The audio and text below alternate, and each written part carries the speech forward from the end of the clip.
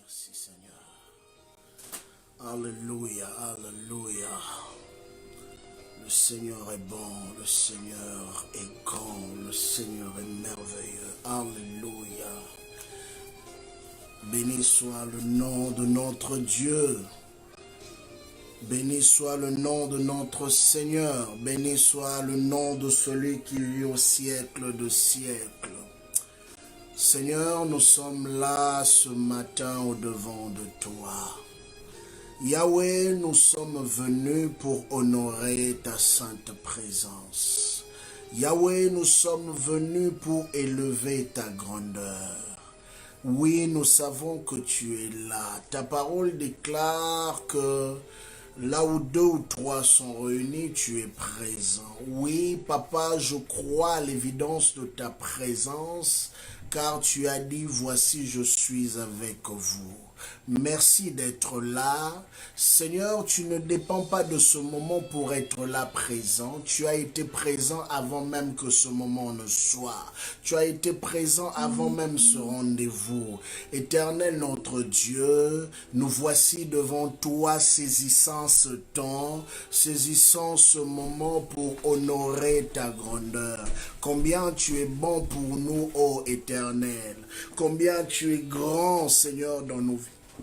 Celui qui fait des choses qui dépassent notre intelligence, celui qui fait des choses qui dépassent notre conception, celui qui fait des choses qui dépassent notre intelligence.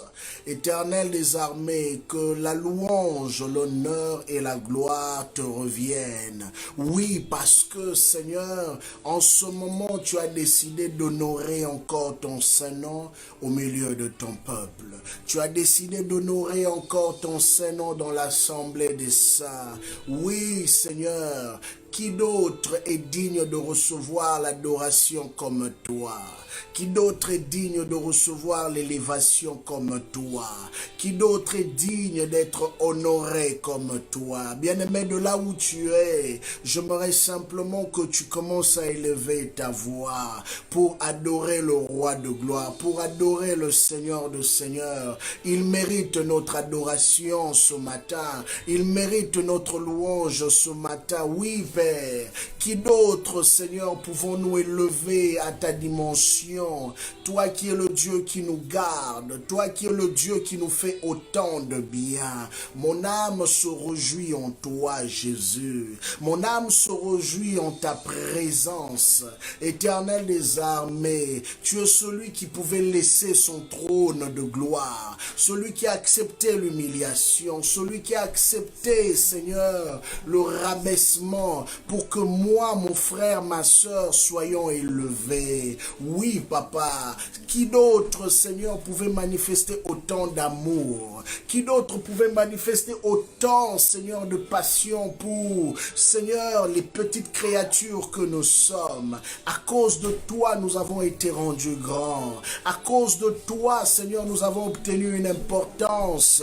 Oh Dieu, Yahweh incommensurable, Yahweh Père, nous te levons ce matin, nous te levons ce jour, nous te levons aujourd'hui. Yahweh, reçois l'adoration. Seigneur, reçois l'adoration. Reçois l'adoration. Nous te levons, Jésus, notre Dieu. Nous te levons, Éternel, en ce lieu. Nous te levons, Roi de cieux. Nous te levons, toi qui vis pour l'éternité. Béni sois-tu, Seigneur, dans l'assemblée des saints. Yahweh, tu es honoré. Dans l'assemblée des saints, tu es élevé. Dans l'assemblée des saints, Yahweh, Papa, oh Dieu, nos âmes soupirent après toi. Seigneur, pour te dire combien nous aimons ton intimité, combien nous aimons ta présence, combien nous aimons être auprès de toi. Oh Yahweh, loin de toi, il n'y a point de vie. Loin de toi, Seigneur, c'est la mort. Là où tu es, Seigneur, c'est là qu'il y a le meilleur. Éternel des armées, oh Dieu, nous avons préféré ce matin venir auprès de toi. Nous avons préféré ce matin venir t'adorer. Nous avons préféré ce matin venir te lever. Seigneur, nulle part ailleurs que dans ta présence et dans ta présence seule que nous sommes venus nous recueillir. Reçois l'adoration, reçois la louange, reçois l'exaltation. Tu es le Dieu que nos cœurs adorent. Tu es le Dieu que nous exaltons. Tu es le Dieu que nous sanctifions. Béni sois-tu, éternel notre Dieu. Béni sois-tu, roi de gloire. Béni sois-tu, mon Jésus. Béni sois-tu en ce lieu, Seigneur. Toi seul, Père, ô Dieu, est le nom que nous sanctifions. Toi seul est le nom que nous élevons. Toi seul est le nom, Jésus, Yahweh, que nous proclamons. Seigneur, nous ne sommes pas élevés. Nous ne sommes pas venus élever le nom d'un homme. Nous ne sommes pas venus élever le nom d'un roi de ce monde. Nous ne sommes pas venus élever le nom d'une institution, mais nous sommes venus élever le nom du Dieu Tout-Puissant. Nous sommes venus élever le nom de celui qui vit au siècle de siècles. Nous sommes venus élever le nom de celui qui vit à jamais. Alléluia. Son nom c'est Adonai, le Dieu créateur. Oui, Père, par ta parole, tout a pris naissance. Par ta parole, éternelle, tout a existé. Éternel des armées, nous voici fiers de t'appartenir, fiers d'être appelés tes enfants, fiers d'être appelés tes créatures, fiers d'être appelés tes serviteurs et tes servantes.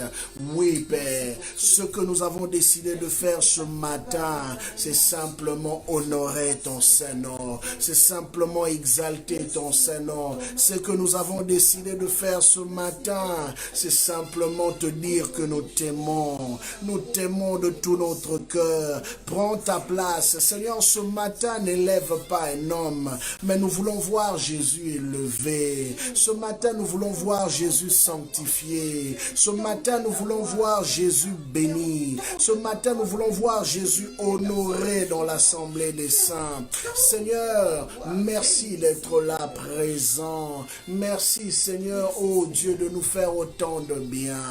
Alléluia. Merveilleux Dieu. Merveilleux Dieu. Merveilleux Dieu. Merveilleux Seigneur.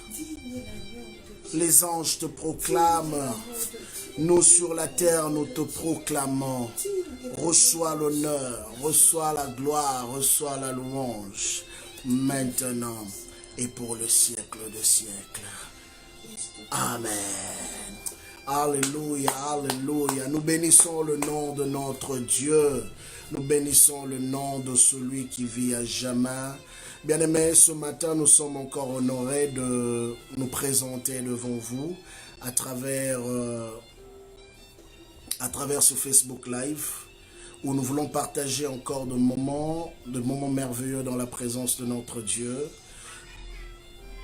Dieu nous a fait encore tant de bien toute cette semaine. Dieu nous a gardés, Dieu nous a visités d'une manière ou d'une autre. Et ce matin, il te permet encore à toi et à moi d'être connectés à travers ce Facebook Live pour partager des moments merveilleux dans sa présence. Et je crois que Dieu va parler à ton cœur. Je crois que Dieu va te visiter en ce moment. Tu n'es pas là juste pour être là. Ce n'est pas le fruit du hasard qui t'a emmené en ce lieu. Dieu t'a attiré pour pouvoir écouter encore sa voix. Alors n'hésite pas de partager ce Facebook Live auprès de tes contacts, auprès de tes amis, auprès de ta famille ou même des groupes chrétiens que tu connais pour que le message soit véhiculé jusqu'auprès de toutes ces personnes qui ont besoin d'être rafraîchies par la parole du Seigneur. Gloire à Jésus. Alors, je suis dans la joie d'être là avec vous. Et je sais que ce matin encore, quelque chose de bon va pouvoir se passer. Donc, cette semaine, Dieu a mis dans mon cœur une pensée à partager avec son Église que nous sommes.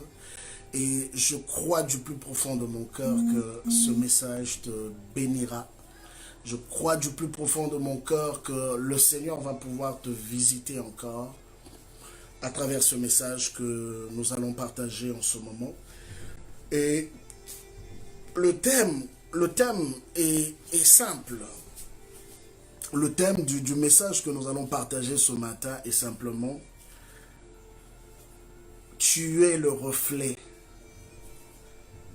de ce dont tu te nourris. » Tu es le reflet de ce dont tu te nourris.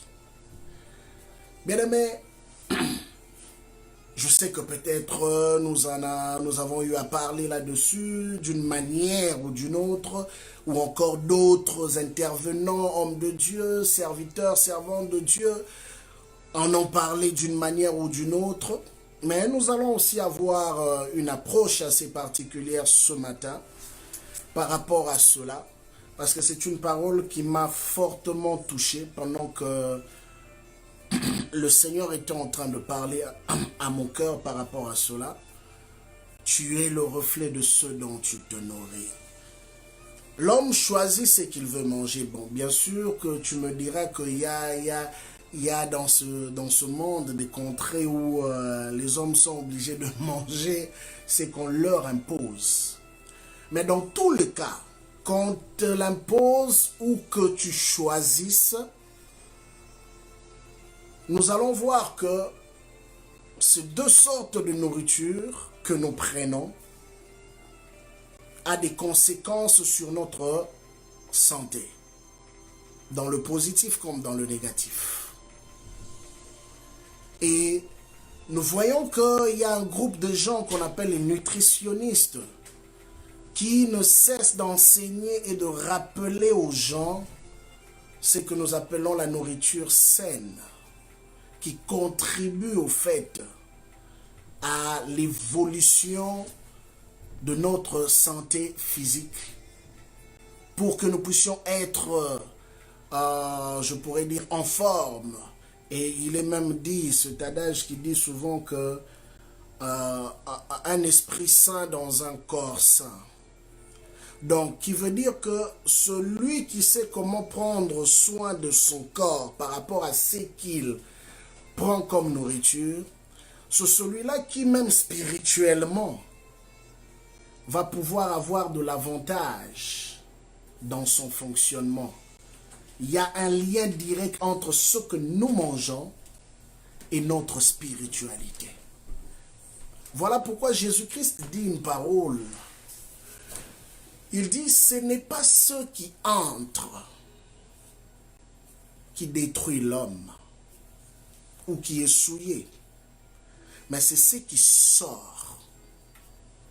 Et en analysant cette parole, nous comprenons automatiquement que il est impossible que quelque chose sorte de l'homme si au préalable il n'a pas eu à faire entrer quelque chose. Parce que, dans une logique, quand nous parlons d'une sortie, ça veut dire qu'il y a eu une entrée. On ne peut pas sortir de quelque part si on n'a pas eu au préalable à entrer, d'abord. Et Jésus l'a dit d'une manière twistée. Il y a juste les avertis qui avaient compris. Il dit, ce n'est pas ce qui entre qui souille l'homme, mais c'est ce qui sort. Bien-aimé, ce que tu prends, ce dont tu nourris ton corps, détermine la manière dont ton corps va pouvoir réagir. Alors, je veux transposer cela. En fait, qu'est-ce que je voulais dire par là? Mon message de ce matin est très simple. Mon message de ce matin est très simple. Et j'aimerais vraiment que tu sois avec moi pendant que nous allons partager ce message. Un jour, le Seigneur Jésus-Christ, avant son ascension, revient auprès de ses disciples. Et ce jour-là, c'était un jour assez particulier. Le Seigneur les trouve tous, une bonne partie bien sûr, pas tous, mais une partie, à la tête Simon-Pierre. Ils étaient en train de faire ce qu'on a appelé la pêche. Donc ils sont retournés à leur ancien travail d'autrefois.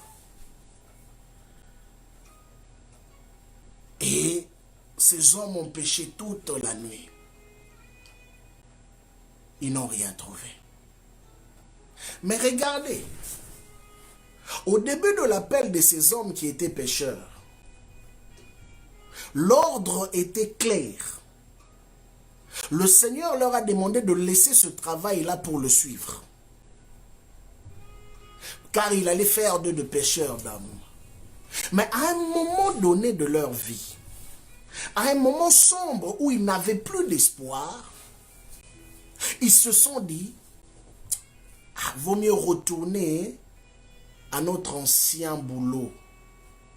Parce que dans le nouveau boulot qui nous avait été confié, on sent qu'il n'y a plus d'espoir dans cela. Au fait, pendant qu'ils étaient en train de se parler dans leurs pensées, bien aimé, la pensée que tu laisses développer dans ton esprit est une nourriture pour ton âme. Le fait juste qu'ils se sont dit, au fait, le fait de dire qu'on va retourner à notre ancien boulot, c'est comme si au-dedans d'eux, ils avaient rejeté toutes les paroles que le Seigneur leur avait données pendant les 3 ans et demi où il a marché avec eux. Le fait de dire qu'on va retourner à la pêche voulait comme dire que tout ce que tu nous as dit pendant les 3 ans n'était que des mensonges. Mais regardez les résultats. Quand ils sont retournés à leur ancien boulot, la Bible nous dit, dans le livre de Jean, chapitre 21, je vais lire ça pour nous. Jean chapitre 21,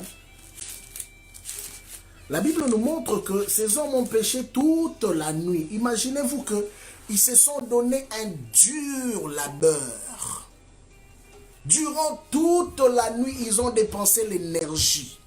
Durant toute la nuit, ils se sont investis. Durant toute la nuit, ils ont donné leur 100%. Bien aimé, quand quelqu'un ne trouve pas de résultats dans quelque chose qu'il fait normalement, il abandonne. Mais pour voir combien ils étaient déterminés à faire ce qu'ils faisaient, malgré qu'ils n'arrivaient pas à pêcher, ils n'ont pas lâché. La Bible dit qu'ils ont continué quand même à pécher. C'est comme pour dire que quelqu'un vient de réaliser que le choix que j'ai fait n'est pas le bon choix. Cela ne correspond pas au choix de celui qui m'a appelé. Mais puisque j'ai décidé de suivre cette voie, je veux continuer dans cette voie jusqu'au bout. Et c'est ça, en fait, l'exemple typique de ces disciples-là. Puisque dans leur esprit, ils avaient ouvert une autre porte qu'à la porte de la parole qu'ils avaient reçue au préalable, ils ont continué dans cette voie-là. Et la Bible dit dans Jean 21, nous allons lire à compter du verset, je vais aller à compter du verset 1, je commence par là. La Bible dit, après cela, Jésus se montra encore aux disciples sur le bord de la mer de Tibériade, et voici de quelle manière il se montra. Simon-Pierre, Thomas, appelé Didyme, Nathanaël, de Cana, en Galilée, les fils de Zébédée, et 2 autres disciples de Jésus étaient ensemble. Simon-Pierre leur dit, « Je veux pêcher. » C'est lui qui avait pris la décision. Mais comme les autres avaient déjà une faiblesse en ce temps-là, en cette période sombre de la vie, ils ont laissé la parole de Simon-Pierre les influencer. Ils ont dit ceci. Nous allons aussi avec toi. Ils sortirent et montèrent dans une barque, Et cette nuit-là, ils ne prirent rien. Bien-aimés, ces hommes dont nous parlons sont ou étaient à l'époque des professionnels de la pêche. C'était ça leur vie. Ils savaient en quel moment pêcher. Imaginez-vous pendant que les hommes dorment et sont sortis pour aller pêcher.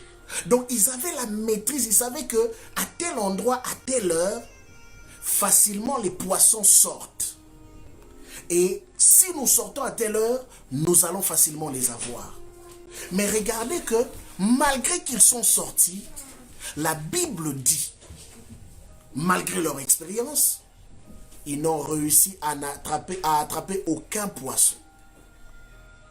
Mais ils devaient normalement revenir en eux-mêmes pour se dire, mais qu'est-ce que Dieu veut nous enseigner? Nous qui avons l'habitude de faire ce travail, nous qui avons une bonne maîtrise dans ce travail, qu'est-ce qui fait que nous n'arrivons pas à avoir un résultat? Mais ils ont continué. La Bible dit qu'ils n'ont rien eu toute la nuit. Le matin étant venu, verset 4, Jésus se trouva sur le rivage. Mais le disciple ne savait pas que c'était Jésus. Or, ok, là ça m'intrigue quand même. Des hommes qui ont marché avec Jésus pendant 3 ans et demi. Des hommes qui connaissaient et la voix, et la physionomie, et le visage de Jésus. Ce jour-là, ils n'ont pas été capables de reconnaître le Maître.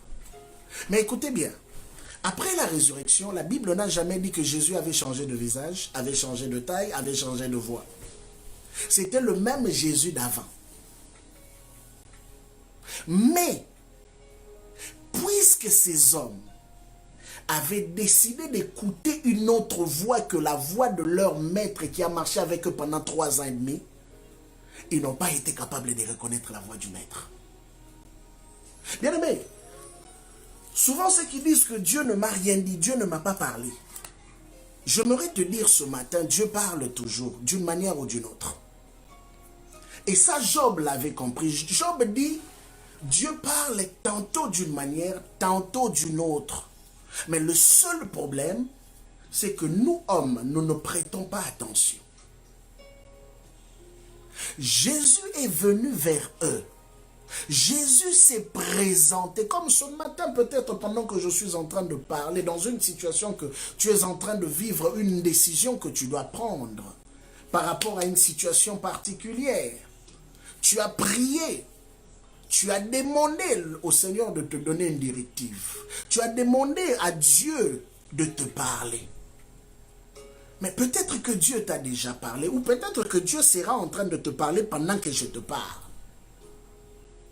Mais maintenant, c'est ta capacité d'écouter la voix de Dieu dans ce qui se dit. Ta capacité de discerner ce que le Seigneur est en train de dire, qui fera en sorte que tu prennes la décision qu'il faut. La Bible dit que le Maître était là, le même Jésus, le même visage, la même physionomie. Mais ces gens n'ont pas été capables de reconnaître leur Maître. Le Maître qui a été là pour eux, le Maître qui a fait un grand travail au milieu d'eux, ils n'ont pas été capables de le reconnaître. Bien aimé, c'est le cas de la réalité que beaucoup d'entre nous sont en train de vivre. Puisque plusieurs ont ouvert leur esprit à écouter d'autres voix que la voix du Maître. Même quand le Maître parle, ils sont tellement dans une confusion profonde qu'ils ne savent plus reconnaître la voix du Maître. Ce n'est pas que Dieu ne t'a pas parlé. Je te le dis, bien-aimé. Ce n'est pas que Dieu ne t'a pas parlé. Souvent Dieu te parle. Souvent Dieu t'interpelle. Mais comme tu as laissé une autre voix parler plus fort que la voix de Dieu, il devient difficile d'écouter clairement la voix de Dieu. Même quand Dieu te dit arrête, stop. Mais puisque tu avais déjà pris la décision d'avancer, tu te dis non, je vais continuer quand même d'avancer parce que Dieu va me comprendre. Mais Dieu t'avait dit stop. Ces hommes savaient que ce lieu n'était plus à eux. La pêche n'était plus leur domaine. Ils étaient appelés à être des pêcheurs d'hommes. En d'autres termes, des évangélistes. Comme je peux dire ce matin, chacun d'entre nous a été appelé à un travail spécifique. Chacun d'entre nous a un domaine dans lequel Dieu l'attend. Eux, c'était l'évangélisation. Et c'était l'œuvre du Seigneur. Et ils le savaient consciemment. Mais ils ont décidé d'écouter une autre voix. Ils ont décidé de prendre une autre décision. En d'autres termes, ils ont décidé de se détourner de leur appel. Et quand ils ont décidé de faire cela, la voix du Seigneur qu'ils avaient l'habitude d'écouter a été brouillée dans leur fréquence. Ils ne pouvaient ni plus comprendre la voix du Seigneur, ni discerner qui leur parlait. Bien-aimé, le Seigneur est là au moment où je te parle. Il y a des choses que le Seigneur t'a demandées.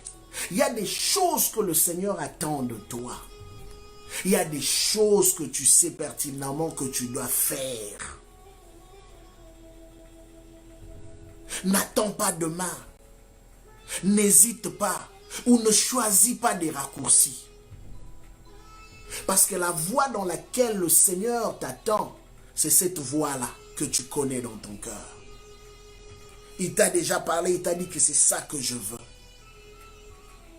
Même quand tu ne comprends pas, même quand ça semble obscur, même quand c'est un moment où tu es comme dans la chambre haute, où la peur, où le trouble, où les menaces ne cessaient de frapper à leur porte.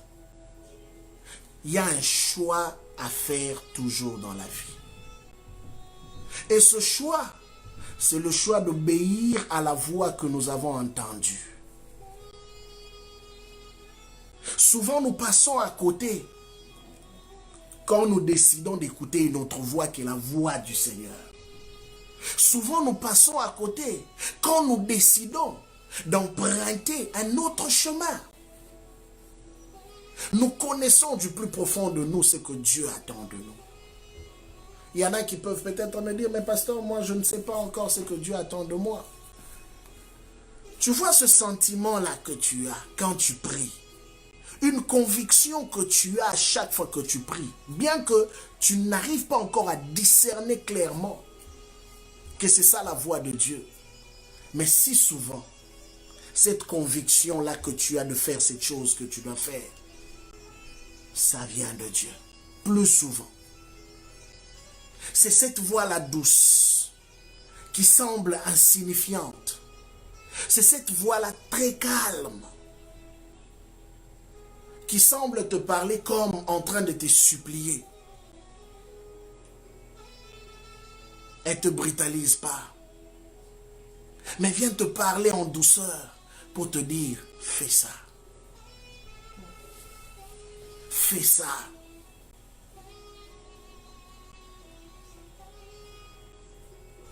Alors, ces hommes étaient dans cette situation, bien-aimée. Tu regardes autour de toi, il y a plusieurs messages qui sont en train d'être lancés. Plusieurs messages. Comme je dis, l'homme est le reflet de ce dont il se nourrit. Tu sais, en ce temps-ci, ou je peux dire dans la vie, si tu choisis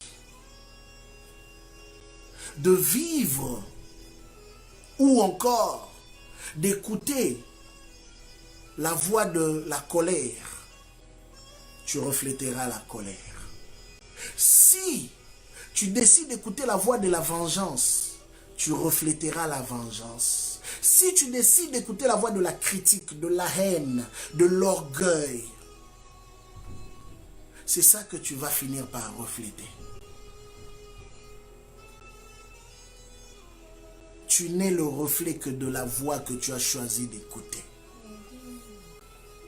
Tu n'es le reflet que de la voix que tu as choisi d'obéir. Or, le Saint-Esprit est encore en mouvement aujourd'hui et en train de parler au cœur de chacun d'entre nous, d'une manière ou d'une autre.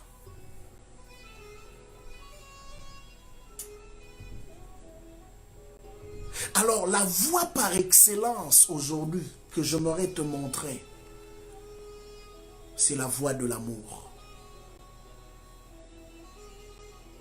C'est cette voie-là qui va t'aider à garder le cap. C'est cette voie-là qui va t'aider à être le reflet du Seigneur. Ces hommes avaient choisi d'emprunter la voie de leurs intérêts égoïstes. Et ils ont échoué. Même les poissons que Jésus leur a... plus tard, quand Jésus leur a dit, j'étais de l'autre côté de la mer, et qu'ils ont pu pêcher, la pêche miraculeuse encore. Ils ont pu pêcher plusieurs poissons. La Bible dit 153 poissons, gros poissons qu'ils ont pu pêcher. Bien aimé, c'était juste pour leur montrer leur faillibilité, leurs limites. Quand vous faites des choses sans moi, vous ne produisez aucun résultat. Ce que Dieu veut, c'est qu'à chaque chose que tu fais, que tu le fasses avec lui. Ne force pas les choses dans la chair parce que tu vas échouer. Mais quand tu fais les choses avec lui, tu produiras toujours les résultats. Bien aimé, imaginez-vous qu'ils ont passé toute la nuit jusqu'au matin. Aucun résultat. Une seule parole a été capable de produire un miracle inattendu. Au point que eux tous, au nombre qu'ils étaient, n'étaient même plus capables de tirer encore ce filet-là. Tellement qu'il pesait. Et quand la Bible dit gros poisson, ce n'est pas n'importe quel poisson. Hein. 153 gros poissons. En tout cas, je ne connais pas trop bien les noms des poissons là. Mais ce qui est sûr, c'est des gros poissons. Pas des petits poissons. Ce ne sont pas des chanchards ou encore des sardines. Non. Des gros poissons. Donc allez-y comprendre que Dieu est capable d'emmener un résultat plus rapidement que le nombre d'années d'investissement des hommes ou des sacrifices des hommes. Mais quand nous apprenons simplement à nous soumettre à la voie de l'Esprit, il est capable de nous diriger au bon endroit. Il est capable de nous conduire sur le sentier du résultat. Et pas de n'importe quel résultat. Bien aimé, la Bible dit que Jésus maintenant leur parle. Jésus leur dit, enfants, n'avez-vous rien à manger? Ils lui répondirent, et consciemment. Ça c'est grave. Vous n'avez pas à manger. Ils ont entendu la voix, mais ils n'ont pas reconnu. Beaucoup d'entre nous aujourd'hui entendent la voix de l'Éternel, mais ne reconnaissent pas la voix de Dieu. Surtout au milieu des turbulences, surtout au milieu du trouble. Beaucoup n'arrivent pas à reconnaître la voix de l'Éternel, mais aujourd'hui je suis venu t'aider simplement à reconnaître la voix de Dieu quand il te parle. Parce que celui qui sait reconnaître la voix de Dieu posera aussi les bonnes actions. Jésus leur parlait comme il avait toujours parlé. Mais personne d'entre eux, commençant par le vieux Pierre jusqu'au petit Jean, les disciples le plus aimés de Jésus.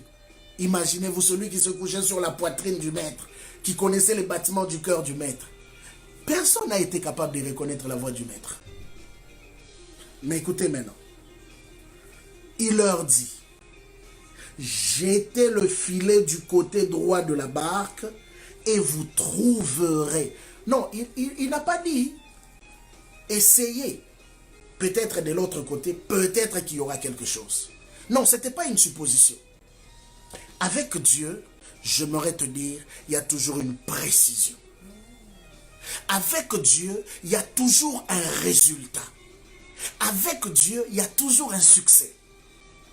Tu ne peux pas écouter la voix de Dieu et échouer.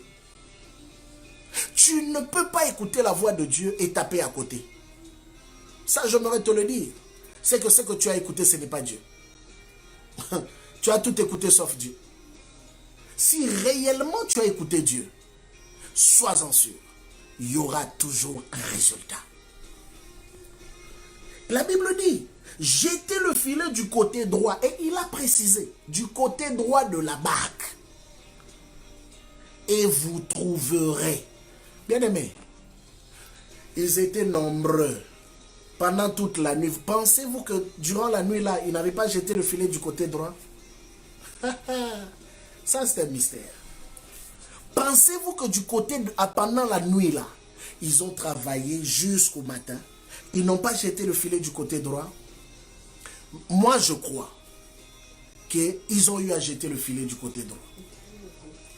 Je crois qu'ils ont jeté le filet du côté gauche. Je crois qu'ils ont jeté le filet devant. Je crois qu'ils ont jeté le filet derrière. Mais puisque Dieu n'était pas dans leur affaire, malheureusement pour eux, il n'y avait pas de résultat. C'est pour te dire ce matin, quand tu fais quelque chose, assure-toi que Dieu est avec toi. Assure-toi d'avoir écouté Dieu. Tu vas remarquer que même quand tout semblera sombre, toutes les portes sembleront fermées. J'ai dit sembleront. Parce qu'avec Dieu, il n'y a pas de porte fermée. Ok, je vais m'expliquer. Dans le livre de l'Apocalypse chapitre 3, ok, je vais revenir sur ce passage. Apocalypse chapitre 3, je vais t'expliquer ce mystère quand je dis qu'avec Dieu, il n'y a pas de porte fermée.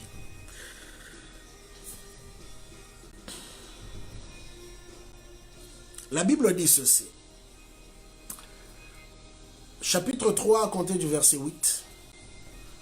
Je connais tes œuvres. Voici parce que tu as peu de puissance et que tu as gardé... Ah, là on revient encore.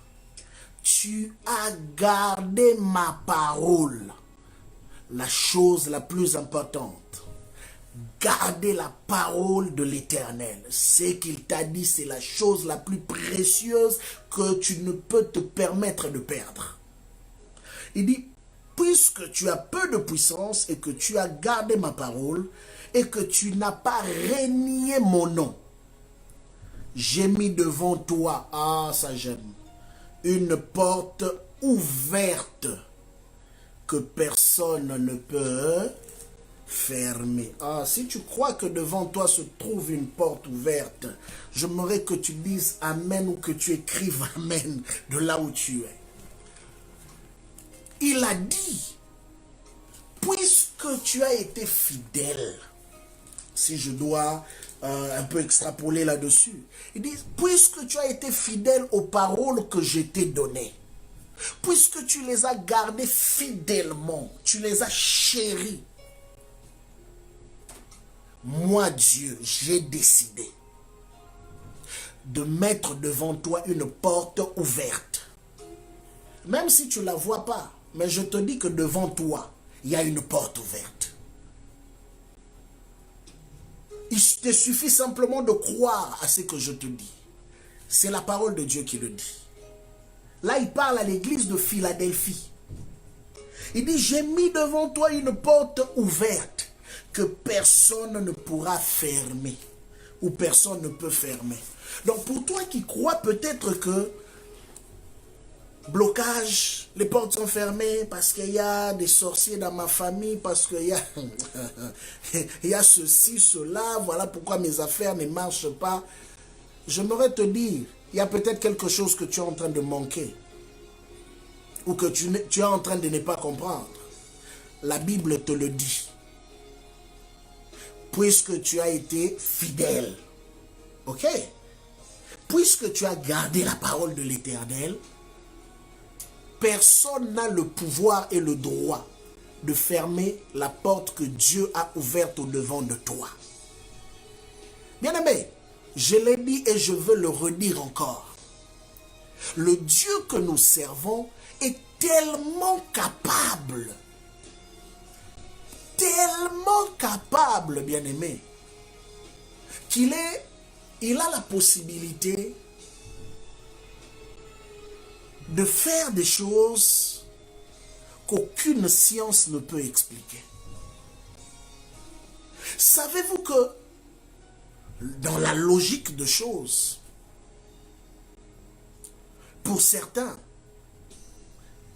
ils disent que l'histoire de Marie, la naissance de Jésus, est un mensonge. Comment pouvez-vous expliquer qu'une vierge tombe enceinte sans avoir connu d'homme? Comment vous m'expliquez ça? Pour vous qui êtes intelligents, pour nous qui avons étudié, comment pouvez-vous m'expliquer ça? Dans une logique, une jeune fille qui n'a jamais connu d'homme, mais qui tombe enceinte. Mystérieusement. Ça, c'est Dieu. Tu sais, si ce que tu vis est toujours normal, c'est que Dieu n'est pas à l'œuvre. Si les choses que tu obtiens, tu les obtiens toujours par les efforts humains, c'est que Dieu n'est pas à l'œuvre. Je te le dis ce matin. Si c'est parce que tu as simplement travaillé, que tu as obtenu ce que tu as obtenu, c'est que tu vis la vie normale de tout le monde. Il faudrait que dans ton travail, que Dieu t'emmène dans la dimension de l'au-delà. C'est-à-dire quoi? Quand il dit que j'ai ouvert une porte, la porte, c'est-à-dire qu'il est capable de te donner des promotions, des diplômes que tu n'as jamais eus. Il est capable de t'ouvrir les portes ou de t'élever à des niveaux de choses que tu n'as jamais imaginé. C'est ça Dieu. Vous savez, la porte de Dieu n'est pas la porte des hommes. La porte des hommes, c'est ce que nous appelons logiquement études, CV, expérience. Ça, c'est la porte des hommes. Mais la porte de Dieu est cette porte où il peut prendre un homme d'une prison et il dit que, bon, ok, à partir d'aujourd'hui, toi, je te place au-dessus de tous ceux qui ont l'expérience dans ce domaine plus que toi. Et c'est toi qui vas les diriger. C'est juste un exemple. On a vu ça avec Joseph. Dieu a été capable de changer sa vie en une nuit. Dieu a été capable de bouleverser l'intelligence de ces pécheurs expérimentés par une parole. Bien-aimé, j'aimerais t'emmener ce matin à placer ta foi profondément dans la parole du Seigneur. Dieu a été capable de surprendre ces hommes d'une manière inimaginable. Vous savez, à cause de ce miracle des poissons, c'est là qu'ils ont réalisé que non, une telle chose, avec l'expérience que nous avons, il n'y a que Dieu qui peut le faire. C'est comme ça que Jean a reconnu directement, ah, vieux Pierre, ça c'est le maître, ça c'est le maître. Il y a des signes, il y a des actions qu'il n'y a que Dieu qui peut le faire dans nos vies. Seul lui peut le faire. Il a le pouvoir de le faire. Et quand lui le fait, il y a des traces qui restent. Et Jean, qui était sensible, a reconnu, ça ce sont les traces de Dieu. Parce que les choses que Dieu décide de faire dans ta vie, il faut qu'il y ait des traces qui restent.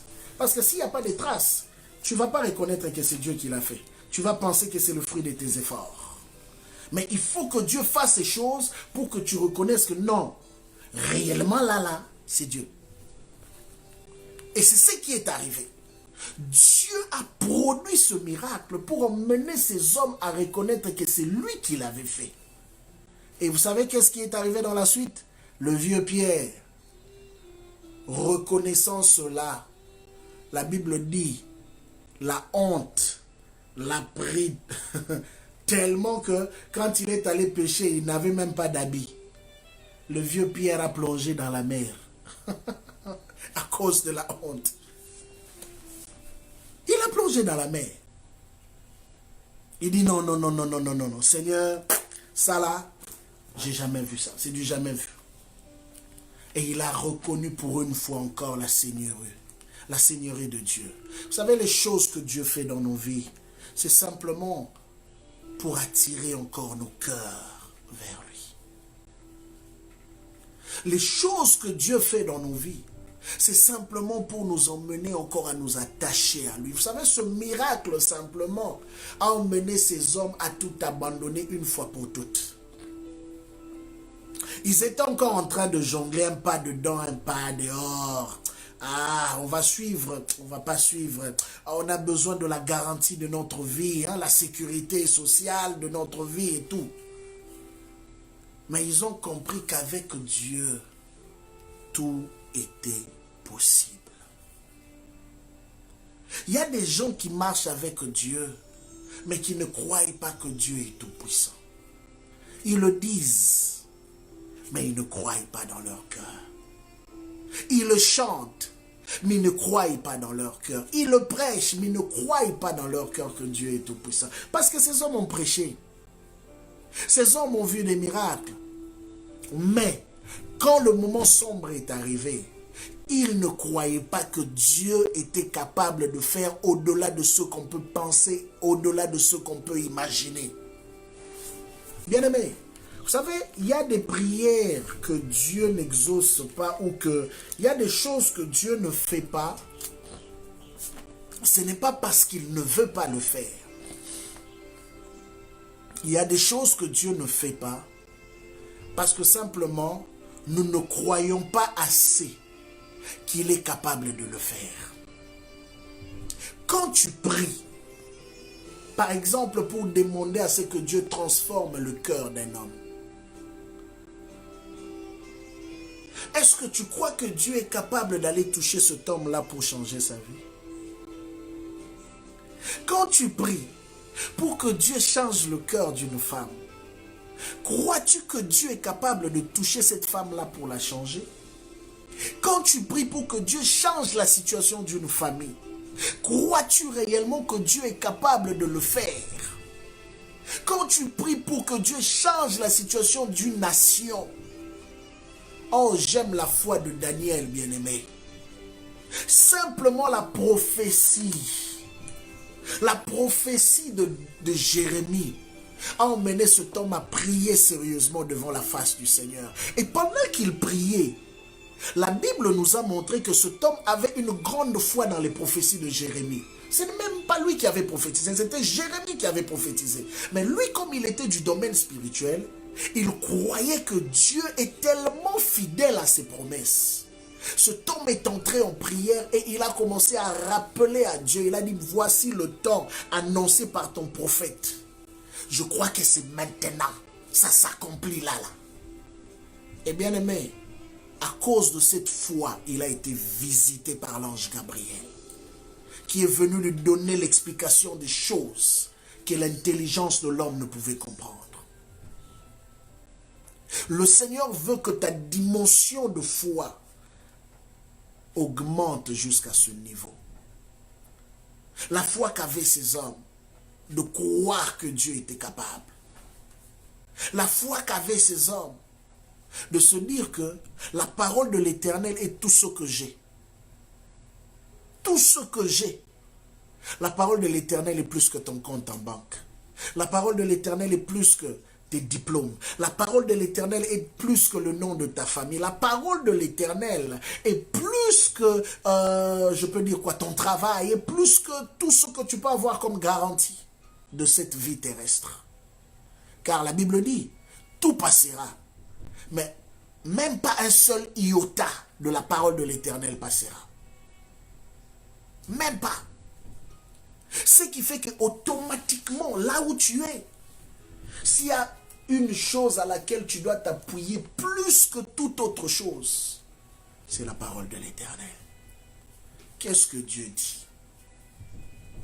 Aujourd'hui, je vois des grands débats dans les réseaux sociaux Combien les hommes ont peur, combien les hommes se questionnent par rapport à la situation politique qui frappe le monde, par-ci, par-là. Et même par rapport à la nouvelle élection du président des États-Unis. Certains, voilà, maintenant c'est l'Antéchrist qui va venir, maintenant c'est fini, ça va être accéléré. Les gens disent ce qu'ils veulent dire. Mais une chose que j'aimerais te rappeler, toi mon frère, toi ma soeur, toi enfant de Dieu, pensez-vous que le programme des hommes ou le programme de Satan peut supplanter le programme de Dieu? Pensez-vous que Dieu est surpris par l'élection de Joe Biden? Pensez-vous que Joe Biden est plus puissant que la prophétie biblique? Quand la Bible dit qu'il y a un temps arrêté pour toute chose, bien aimé, il y a un temps arrêté pour toute chose. Il n'y a aucun politique dans ce monde qui peut changer le plan de Dieu. Il faudrait que l'Église du Seigneur revienne à la compréhension des Écritures. Écoutez, Daniel était serviteur de Dieu dans un royaume le plus occulte de ce temps-là dans le monde. Il servait le roi de Babylone, qui était au fait le symbole ou l'incarnation de l'occultisme en ce temps-là. Mais regardez, Daniel n'a jamais eu peur. Daniel n'a jamais changé ses convictions. Daniel n'a jamais changé son langage. Ce n'est pas parce que le roi a eu à faire du mal ou a érigé une statue pour qu'on l'adore que Daniel, le langage a changé pour dire que oh, c'est fini. Nous, les enfants de Dieu, on va mourir, on ne pourra plus rien. Bien aimé, oui, je ne suis peut-être pas d'accord avec beaucoup de politiques de nos frères démocrates, là, avec tout ce qu'ils font en valorisant l'homosexualité et tout le reste. Mais certes, une chose est sûre, ces choses telles que nous lisons les Écritures sont appelées à arriver. Ces choses selon les Écritures, devrait arriver. Mais la chose la plus importante, c'est que la Bible dit, l'évangile sera prêché. Bien aimé, nous ne prêchons pas la politique. Je suis désolé, mais je dois le dire. J'aime peut-être beaucoup la politique aussi, mais je ne suis pas un prédicateur de la politique. Je prêche l'évangile. La politique peut faire ce qu'elle veut faire, mais une chose que je sais, la politique n'est pas au-dessus de l'évangile. Et en tant que chrétien, aujourd'hui, notre fondement, notre base ou notre appui, c'est l'évangile. C'est la parole du Seigneur.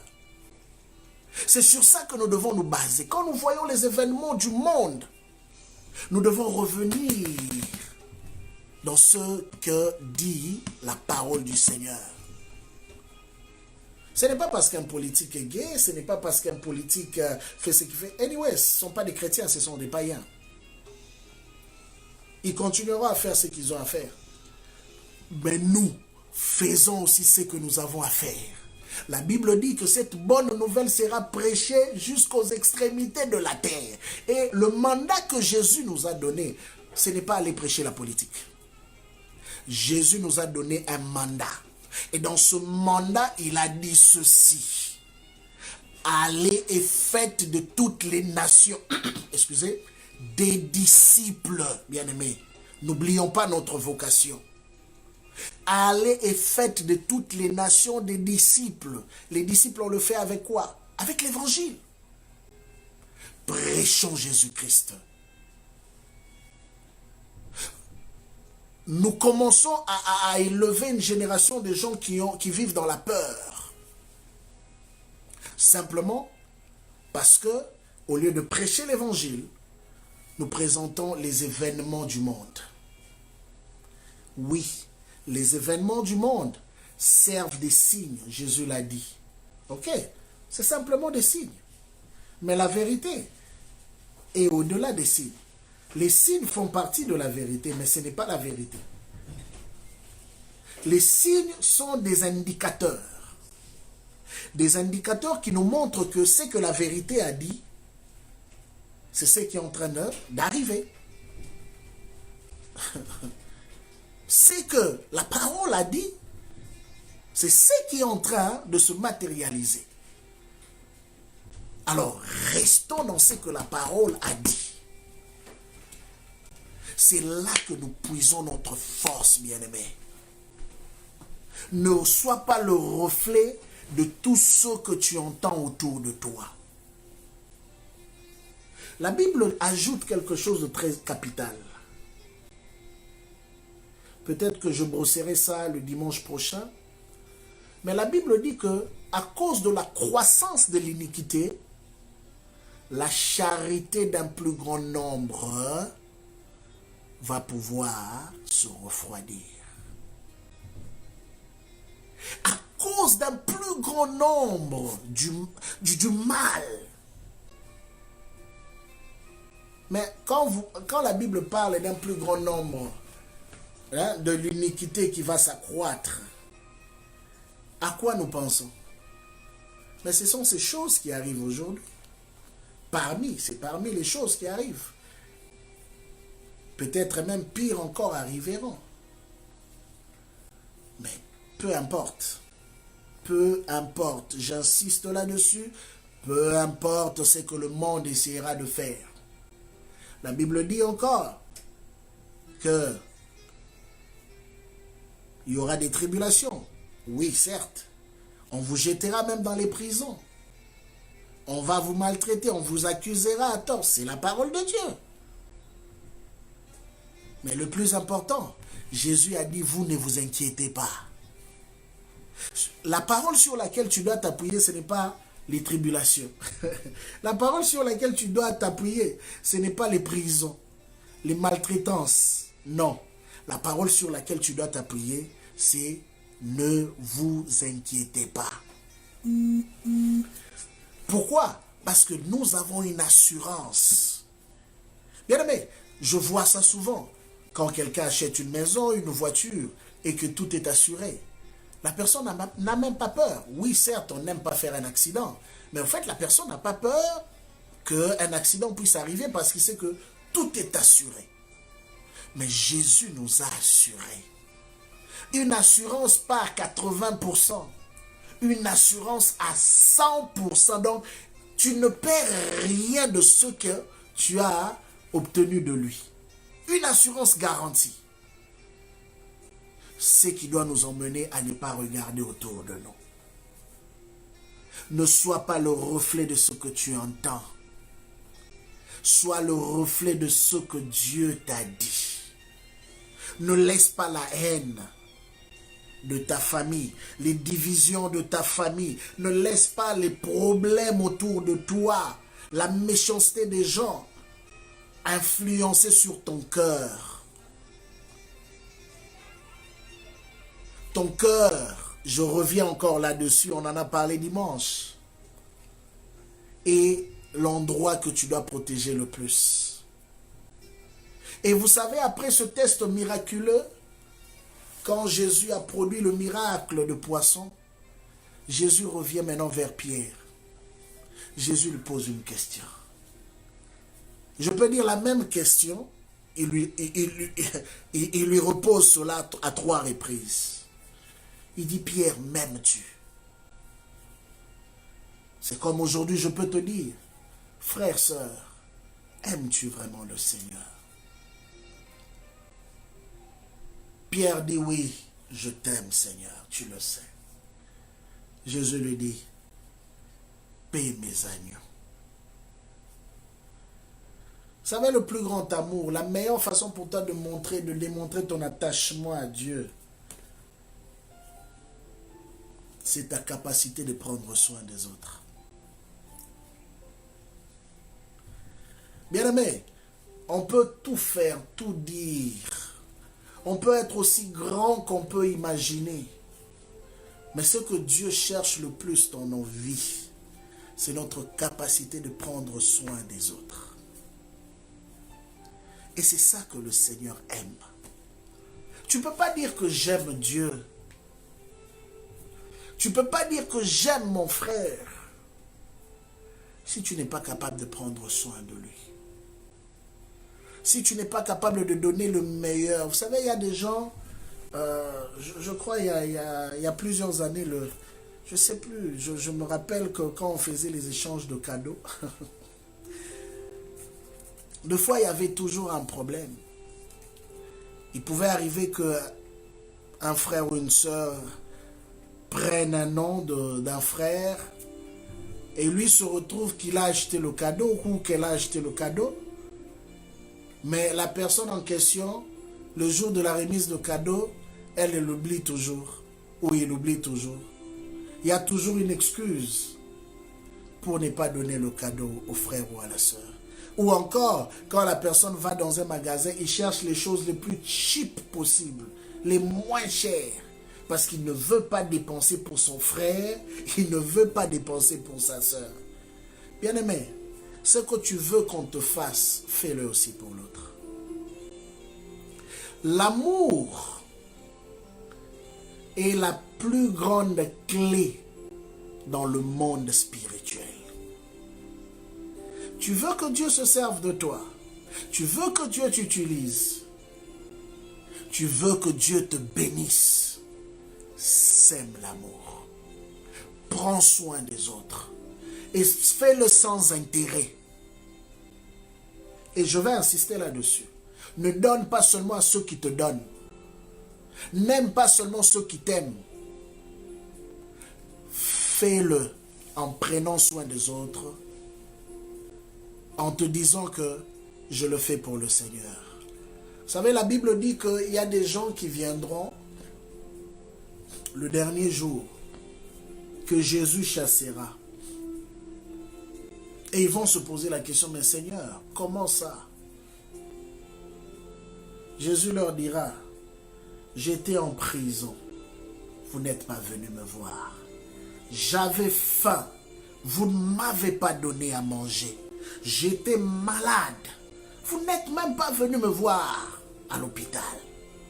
Alors, ceux-là se poseront la question, mais Seigneur, quand est-ce que tu étais dans tous ces endroits-là? Jésus leur dira, quand vous ne l'avez pas fait à l'un de ces petits, vous ne l'avez pas fait aussi à moi. L'homme que tu vois à côté de toi là, c'est le reflet de Dieu. J'aimerais conclure en lisant un passage. Nous sommes dans le livre de 1 Corinthiens chapitre 13. C'est un passage que tu connais très bien. Mais ce matin, j'aimerais juste te rafraîchir la mémoire pour t'emmener à comprendre que la chose que Dieu attend de toi plus, c'est de s'aimer dans l'amour. Or, tu ne peux pas dire que j'aime si tu n'es pas capable de te sacrifier pour l'autre. L'amour, c'est ta capacité de te sacrifier. L'amour, c'est ta capacité de donner le meilleur. Cherche l'intérêt de l'autre. C'est ça l'amour. Et Dieu prend plaisir à un homme et à une femme qui aiment sincèrement. Vous savez pourquoi dans nos églises, j'aimerais le dire avant de lire le passage, dans nos églises aujourd'hui, il y a trop de problèmes. J'ai compris encore le passage de Jésus, de Matthieu 24, quand il dit que à cause de la croissance de l'iniquité, du mal, la charité d'un plus grand nombre va se refroidir. L'amour d'un plus grand nombre se refroidira. Et ça, c'est une réalité aujourd'hui. Nous nous divisons. Nous nous faisons du mal. Nous nous entretuons. Simplement parce qu'en réalité, nous n'aimons pas assez. Nous pensons que aimer, c'est simplement venir à l'église, servir à l'église, ou donner nos offrandes à l'église. Non, bien-aimé, aimer va au-delà du service que nous faisons à l'église. Alors, Paul va nous aider. Paul nous dit ceci dans 1 Corinthiens chapitre 13. En effet, si j'avais parlé toutes les langues, si je savais parler toutes les langues des hommes et même celles des anges, mais que je n'ai pas l'amour, je ne serais rien de plus qu'une trompette claironnante ou une cymbale bruyante. Si je n'ai pas l'amour, j'ai beau être le plus inspiré de porte-parole de Dieu. Écoutez bien, j'aime comment Parole Vivante explique cela. Il dit, si je n'ai pas l'amour, j'ai beau être le plus inspiré des porte-paroles de Dieu. Donc ça veut dire que quelqu'un peut manquer d'amour, mais prophétiser sérieusement. Quelqu'un peut manquer d'amour et prêcher sérieusement. Quelqu'un peut manquer d'amour et opérer des miracles sérieusement. C'est ce qu'il veut nous faire comprendre ici. Connaître tous les secrets de son plan. Allez-y comprendre.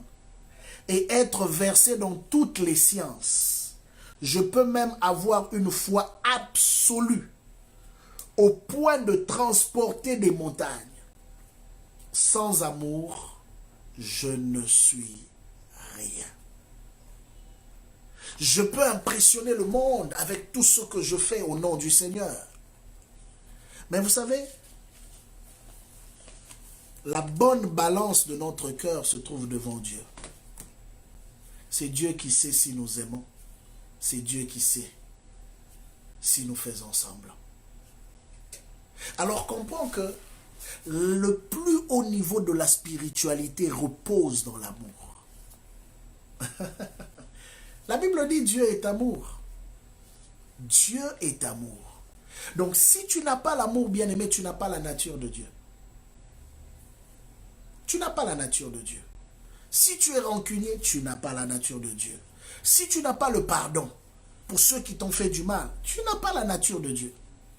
Tu peux beau parler en langue, tu peux beau prier, tu peux beau servir à l'église. Une chose est vraie, tu n'as pas la nature de Dieu.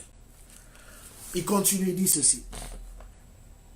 Quand je me dépouillerai de tous mes biens pour la nourriture des affamés, quand je distribuerai en aumône tout ce que je possède, quand même je me ferai brûler pour mes convictions. Allez-y comprendre. Ça c'est grave. Donc je suis prêt à mourir pour mes convictions que j'ai pour le Seigneur. Je suis prêt à tout donner aux autres pour le Seigneur. Mais, écoutez maintenant, si je n'ai pas l'amour, cela ne me sert de rien. Celui qui aime est patient. Il sait attendre. Son cœur est largement ouvert, écoutez bien, largement ouvert aux autres. Il est serviable, plein de bonté et de bienveillance. Il cherche à être constructif. Ça, c'est un point important. Il n'est pas de ceux qui détruisent. Il ne fait pas partie de ceux qui détruisent. Mais son rôle premier, c'est de construire. Et se plaît à faire du bien aux autres. C'est un plaisir de faire du bien aux autres. L'amour vrai n'est pas possessif. Il ne cherche pas à accaparer. Il est libre de toute envie. Il ne connaît pas la jalousie. Lorsqu'on aime, on ne cherche pas à se faire valoir. On n'agit pas de manière présomptueuse. Celui qui se rengorge, se tale et s'enfle d'orgueil n'est pas inspiré par l'amour. Aimer, c'est aussi se conduire avec droiture et tact. Très important.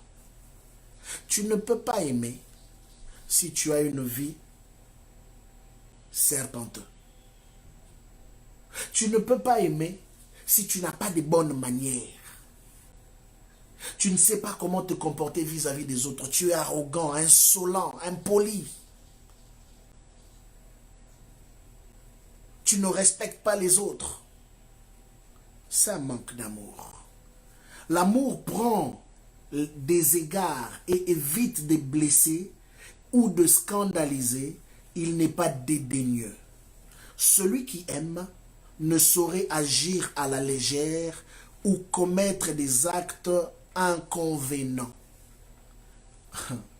Aimer, c'est ne pas penser d'abord à soi, chercher son propre intérêt, insister sur ses droits.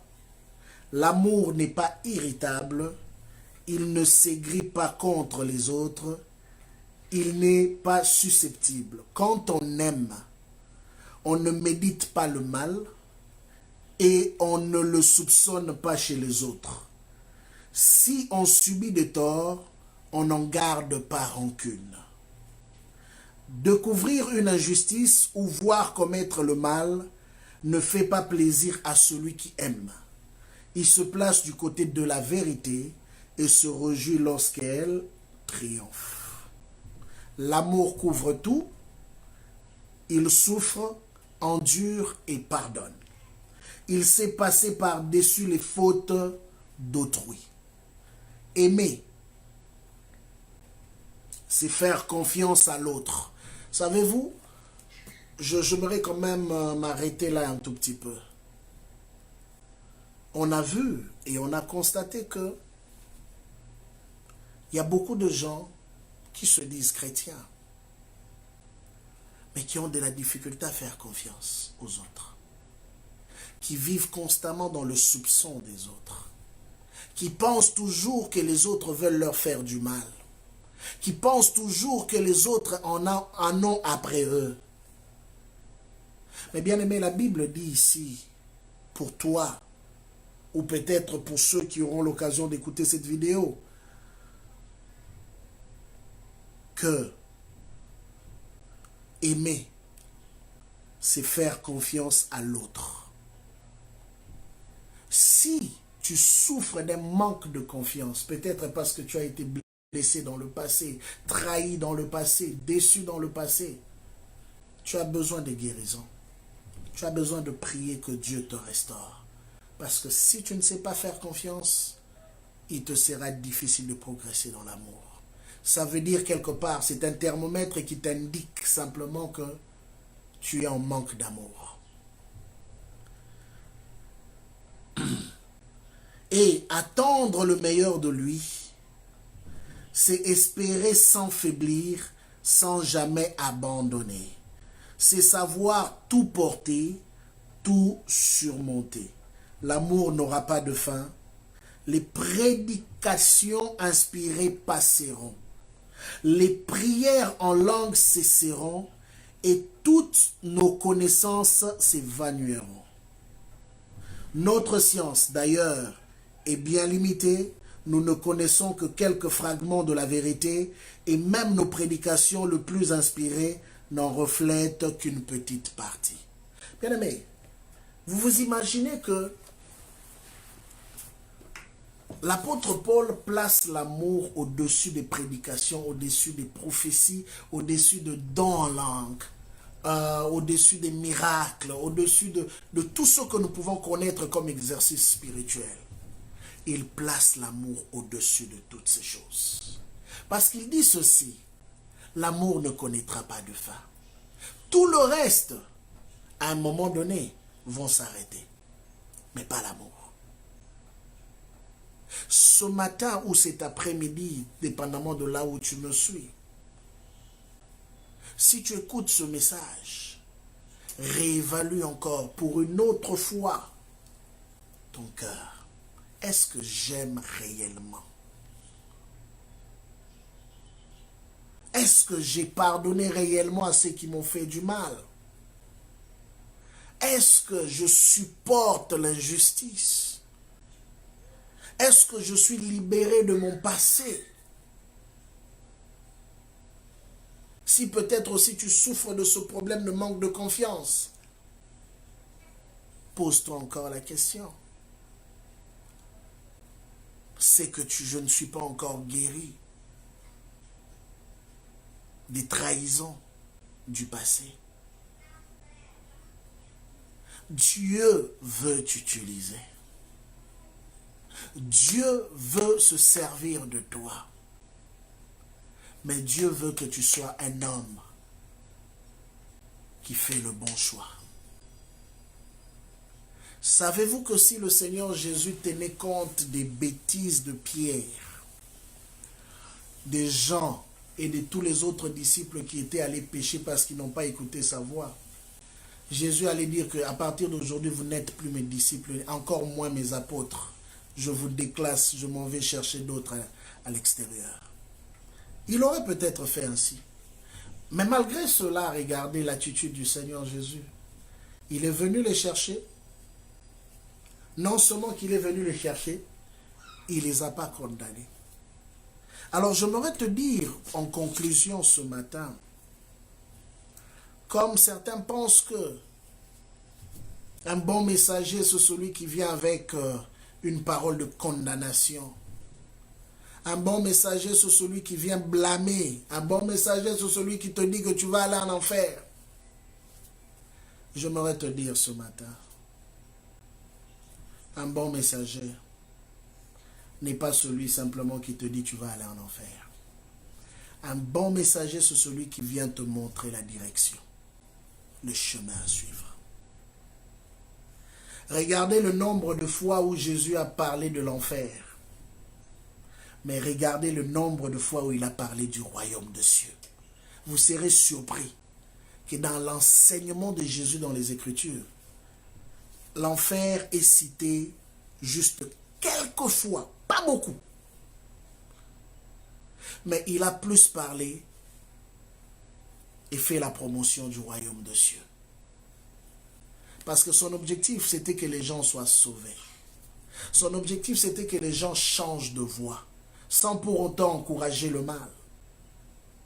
Il voulait que les vies des gens changent.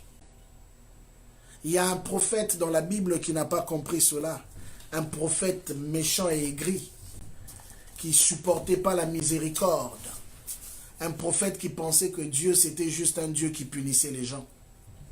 Qui pensait que Dieu était toujours un Dieu en colère. Vous savez, quand tu n'as pas la miséricorde dans ton cœur, tu vas penser que Dieu est toujours en colère envers les gens. Tu vas penser que Dieu est venu pour détruire le monde. Tu vas penser que Dieu est venu pour tuer les gens. Mais sois comme cet homme que j'apprécie beaucoup dans les Écritures, Moïse. C'est le type de serviteur qu'on retrouve rarement de nos jours. Un homme qui était prêt à sacrifier son salut pour voir le peuple qu'il conduisait être sauvé. Au point de dire à Dieu, efface mon nom du livre de vie si tu tues ce peuple. Parce qu'il avait un cœur de berger. Dans la version parole vivante, la partie où Jésus dit à Pierre, paie mes brebis ou paie mes agneaux, dans la version française courante, il dit, sois le berger de mes brebis. Bien-aimé, tu veux que Dieu te bénisse. Tu cherches des choses de la part du Seigneur. Tu veux que Dieu visite ta situation. Commence à aimer. Aujourd'hui, cette parole que je viens t'emmener ce matin, c'est pour guérir ton cœur. Commence à aimer sincèrement.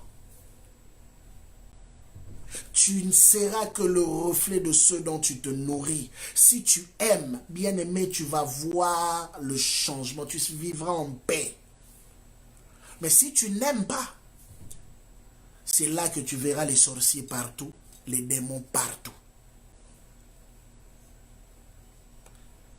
S'il y a quelqu'un qui maîtrisait le monde des esprits, qui savait que les démons étaient là, les sorciers étaient là et tout le reste, c'était Jésus. Mais regardez son message. C'est là que vous comprenez la différence.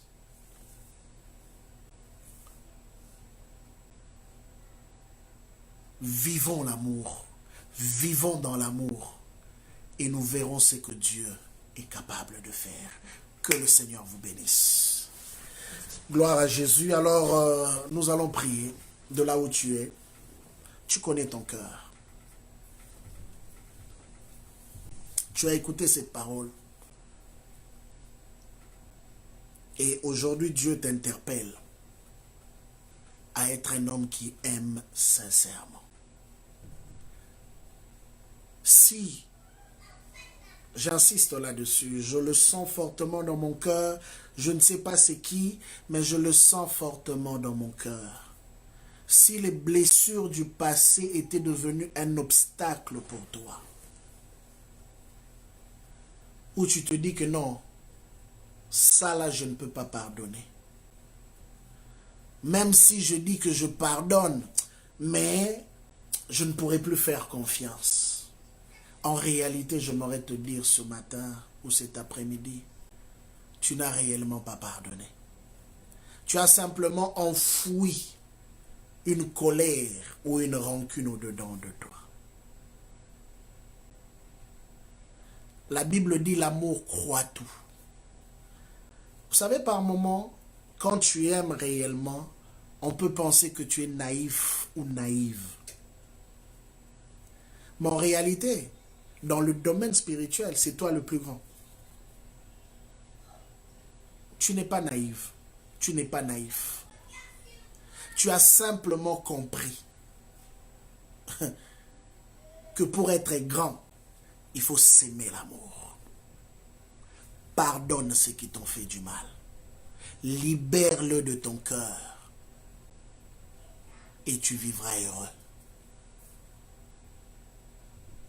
En 2021, tu ne peux plus garder les rancunes du passé. Bien-aimé, ta vie est tellement précieuse que tu ne peux pas la perdre simplement parce que quelqu'un t'a trahi. Je t'en supplie, j'insiste là-dessus. Je ne sais pas à qui je m'adresse, mais je sens que je dois te parler. On a perdu beaucoup de gens l'année passée, des personnes que nous ne reverrons plus. J'ai pris le Seigneur, je ne sais pas. Si seulement ces hommes sont partis du bon côté, gloire à Dieu. Mais toi qui as encore l'opportunité d'arranger, n'attends pas demain, car demain ne t'appartient pas. C'est aujourd'hui et maintenant que tu dois régler ce problème avec ton cœur. Alors nous allons prier. Seigneur notre Dieu, vois mon frère, vois ma sœur. Je viens élever ma voix en ce jour. Par rapport à cette parole qui a été libérée, je sais que tu as parlé au cœur de mon frère, au cœur de ma sœur. Touche leur vie, restaure-le, que l'amour vrai habite dans leur cœur. Seigneur, élève encore une génération des hommes et des femmes qui aiment sincèrement. Non pas parce qu'il y a un intérêt, mais parce qu'ils ont compris qu'en toi, ta vraie nature, c'est l'amour. Je prie aujourd'hui que tu guérisses ceux qui ont été blessés. Tu guérisses et tu restaures ces hommes et ces femmes à cause des échecs du passé, à cause des trahisons du passé, à cause du poids, du fardeau qu'ils transportent sur leurs épaules de leur passé. Guéris-les en ce jour et remplis leur cœur de ton amour. C'est ainsi que nous t'avons prié au nom de Jésus. Amen. Que le Seigneur vous bénisse abondamment. Alors, comme nous ne cessons de le rappeler, l'Église continue de fonctionner, bien que nous sommes actuellement connectés en ligne, en utilisant ces moyens technologiques. Donc, n'oubliez pas vos contributions. Pour ceux qui sont à Montréal ou partout au Canada, vous pouvez envoyer vos dîmes, vos offrandes à partir de l'email église.templededieu2009@gmail.com. Et comme réponse, vous pouvez mentionner offrande. Et pour tous ceux qui ne sont pas à Montréal et qui aimeraient faire un don, qui aimeraient supporter ou encourager le travail que nous faisons, vous pouvez nous contacter aussi, soit à partir de cet email que je viens de donner, ou mon email personnel, noemouboyayi@gmail.com. et comme ça, vous enverrez vos dons que nous allons pouvoir transférer pour le bon fonctionnement de l'œuvre du Seigneur. Que le Seigneur vous bénisse et passez un bon dimanche.